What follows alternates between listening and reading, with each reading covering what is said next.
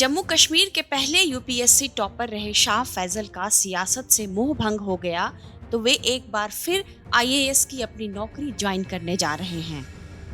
हाल ही के अपने एक ट्वीट में उन्होंने लिखा कि वह अगले महीने 39 साल के हो जाएंगे और एक नई शुरुआत करने के लिए उत्साहित हैं। उन्होंने यह भी लिखा था कि उन्हें भरोसा था कि जिंदगी उन्हें एक मौका जरूर देगी।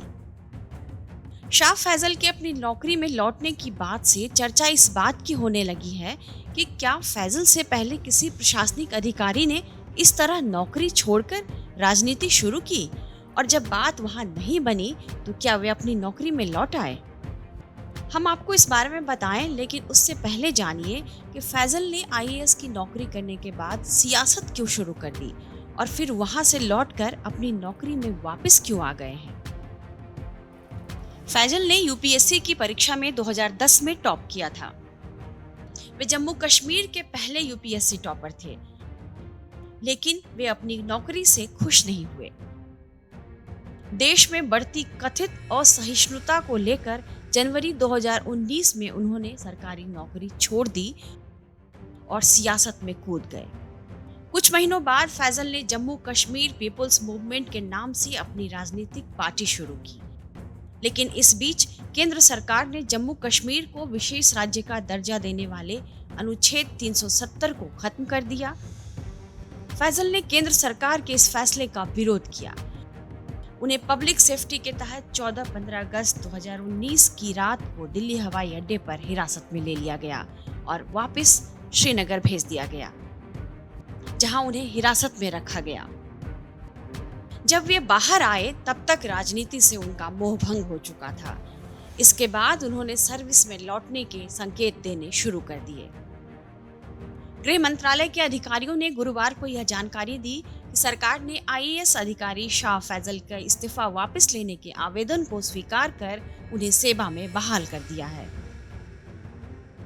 हालांकि अभी वे वेटिंग में हैं और उनकी पोस्टिंग होनी बाकी है। कश्मीर में बतौर आईएएस सेवाएं दे चुके शाह फैजल ने साल 2019 में इस्तीफा तो दिया था, लेकिन सरकार ने उनका इस्तीफा मंजूर नहीं किया था।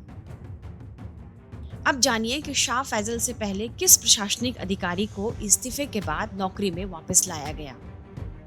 ऐसा एक मामला था 2009 में बिहार के पूर्व डीजीपी गुप्तेश्वर पांडे का। पांडे साल 2009 में बिहार के इंस्पेक्टर जनरल हुआ करते थे। राजनीतिक महत्वाकांक्षाओं के कारण वे बक्सर सीट से बीजेपी के टिकट पर लोकसभा चुनाव लड़ना चाहते थे, लेकिन पद पर थे, चुनाव नहीं लड़ सकते थे, इसलिए उन्होंने वीआरएस ले लिया। लेकिन ऐन मौके पर बीजेपी ने पूर्व प्रधानमंत्री अटल बिहारी वाजपेयी के करीबी रहे लालमणि चौबे को टिकट दे दिया और इस तरह पांडे चुनाव नहीं लड़ सके। इससे निराश हुए पांडे ने सबको चौंकाते हुए बिहार सरकार से नौकरी पर वापस आने का अनुरोध किया और सरकार ने उनका अनुरोध स्वीकार कर लिया। ऐसा ही एक और मामला आया था उत्तर प्रदेश में तैनात रहे आईपीएस दावा शेरपा का। उन्होंने भी साल 2008 में अपने पद से इस्तीफा दे दिया और राजनीति में अपनी किस्मत आजमाने निकल पड़े। रिपोर्ट्स के मुताबिक साल 2009 में पश्चिम बंगाल में होने वाले विधानसभा चुनाव में शेरपा का दार्जिलिंग से लड़ना लगभग तय हो चुका था, लेकिन आखिर में उनकी जगह जसवंत सिंह को टिकट मिल गया। शेरपा जब राजनीति में सफल नहीं हुए, वहां से निराश हुए, तो वे लौटकर अपनी सर्विस में वापस आ गए। टाइम्स नाउ नवभारत डिजिटल की रिपोर्ट। खबरों के पीछे की खबर पहुंचाते हैं हम, आपकी आवाज को मुद्दा बनाते हैं हम। टाइम्स नाउ नवभारत को YouTube पर लाइव देखिए, सब्सक्राइब करिए और बेल आइकन जरूर दबाइए।